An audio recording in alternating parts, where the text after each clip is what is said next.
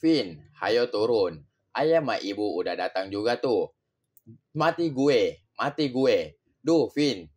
Tenang, Vin. Vino berbicara sendiri ketika melihat mobil Pak Sanjaya pun telah tiba dan masih mencari parkiran. Kamu ngapain masih di dalam sih? Tanya Rere yang kembali mengetuk kaca mobil.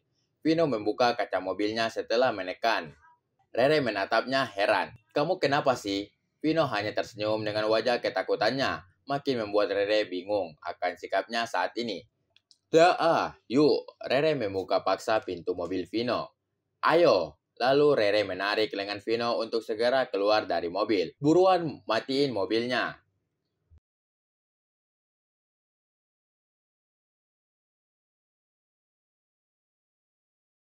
Vino menarik nafasnya dalam-dalam, lalu kembali menoleh ke Rere dengan wajah yang penuh permohonan. Ya, bermohon agar dirinya dibiarkan pergi dari tempat ini. Namun, ia tak mampu berucap karena bibirnya terasa kaku, seperti baru saja dijahit mati oleh Rere yang masih saja menatapnya penuh tanya. Karena kesal, akhirnya Rere yang memutar kunci mobil. Benar-benar Vino tak berdaya diperlakukan seperti itu oleh Rere. Yang jelas dalam hatinya, tamatlah riwayatnya hari ini. Karena tentu saja, semua orang akan mengetahui kebohongannya selama ini. Membohongi keluarga Rere, keluarganya sendiri dan juga kawan, sahabat beserta masyarakat di negara ini. Sungguh malu diri Vino jika saja kejadian itu benar terjadi. Lebih baik mati daripada menahan malu di hadapan semua orang. Dengan merinding ketakutan, ia pun pasrah lengannya ditarik oleh Rere menuju ke pintu masuk RS. Bersamaan Pak Sanjaya dan istrinya telah tiba. Nak Vino, sapa Pak Sanjaya sesaat. Dan Rere pun tak lupa menyalin tangan kedua orang tuanya. Lalu bersama-sama menoleh ke Vino yang tampak masih berada di dunia ketakutannya sendiri. Ia seakan tak memperdulikan mereka bertiga, dan pandangannya betul-betul begitu tak berdaya, seperti orang yang sekarat, dan nyawanya akan ditarik paksa oleh malaikat pencabut nyawa, Bu Sanjaya yang awalnya pertama. Rere hanya menyeringai meski ia nggak paham kenapa dengan Vino. Nak Vino, iya Tan, Ma, iya Pa, ada apa? Dengan gelagapan, ia pun tersadar dari lamunannya yang panjang. Kamu sakit? Iya Ma, Vino lagi sakit, dan kayaknya harus segera ke dokter. Semoga saja mereka bertiga mengizinkan Vino untuk pergi saat ini juga. Batin Vino berdoa penuh harap. Namun, harapannya sia-sia saja ketika mendengar ucapan dari Pak Sanjaya. Di sini kan RS, Vin. Kamu periksanya di sini aja. Vino menarik nafasnya dalam-dalam, merasakan kekecewaan. Mau tante anter? Tanya Ibu Rere. Enggak usah mah. Biarkan aja. Paling bentar lagi sakitnya sembuh kok. Jawab Vino membuat Rere mengernyit sambil menahan tawa atas sikap Vino yang aneh di hadapan kedua orang tuanya. Tidak pernah Rere melihat Vino setegang ini, segugup ini, dan juga setakut ini. Tak ingin berpikir negatif, maka Rere pun mencoba menahan diri untuk tidak menebak-nebak lagi. Yang jelas, diyakini oleh Rere adalah setiap kebohongan apapun, jika ditutup serapat mungkin pastinya akan oleh orang lain. Karena Allah tidak pernah tertidur. Itulah yang selama ini diyakini oleh Rere. Maka ia masih tetap berusaha tenang dan menunggu apa yang akan terjadi di kemudian hari. Entah hari ini, minggu depan, bulan depan, ataupun nanti. Ya sudah, daripada masih di sini, mending kita ke dalam bertemu dengan pihak RS. Kata Pak Sanjaya yang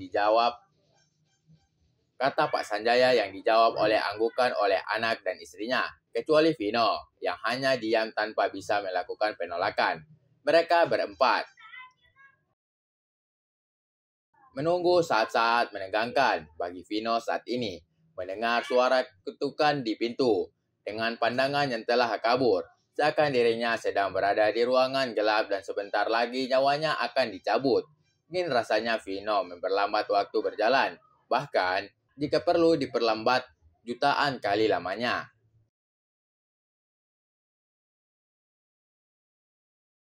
Namun, semuanya sia-sia belaka, karena bersamaan suara pintu terbuka. Betapa jantung Vino makin berdetak kencang, ketakutan makin melandanya, dan juga telah merinding. Melihat seorang wanita memakai seragam putih, membuat Vino hampir saja melompat terkejut. Astaga, kamu kenapa, Vin? Tanya Rere saat melihat Vino tiba-tiba parno. Nggak apa-apa. Rere hanya geleng-geleng kepala. Bersamaan wanita yang membuka pintu itu langsung melempar senyum kepada mereka. Dengan keluarga Sanjaya, tanya wanita itu. Iya, saya sendiri dan ini istri, anak dan juga calon suami anak saya. Jawab Pak Sanjaya memasang senyuman ramah.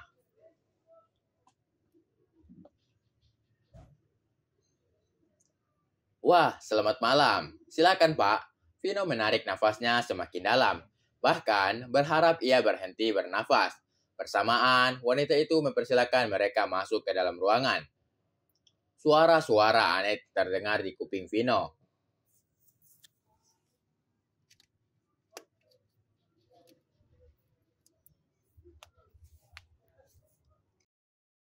Makin merasakan dirinya telah tak bernyawa lagi.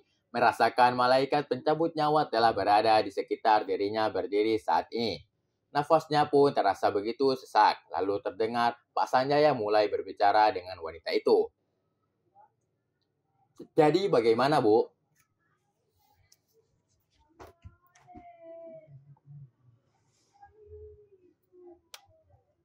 Mohon maaf, Bapak. Sudah merepotkan keluarga hingga datang ke RS kami. Ujar wanita itu. Iya, nggak masalah, Ibu. Kebetulan juga calon suami putri saya sedang nggak sibuk. Saat Pak Sanjaya menoleh dan menatap Vino dengan tersenyum. Iya kan, Nak Vino?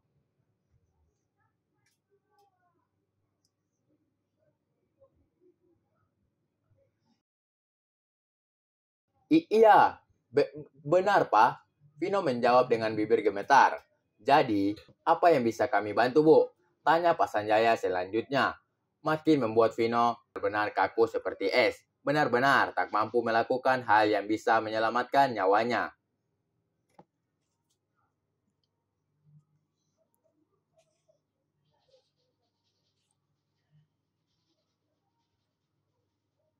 Oke guys, terima kasih telah tonton channel kami. Dan jangan lupa untuk menekan tombol like and subscribe agar kamu tidak ketinggalan novel-novel berikutnya. Bagi para jomblo, jangan sedih.